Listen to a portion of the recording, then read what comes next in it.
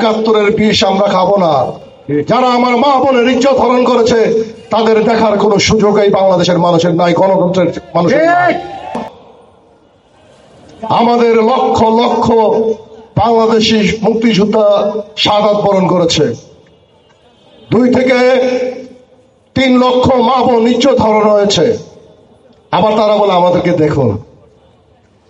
এটা কি দেখা সম্ভব? না।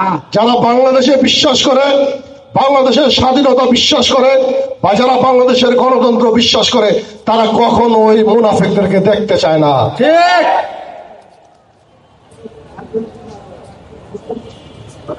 এই মুনাফিকরা বাজারে চাল আছে, ডাল আছে, সাথে কিন্তু বিষও আছে।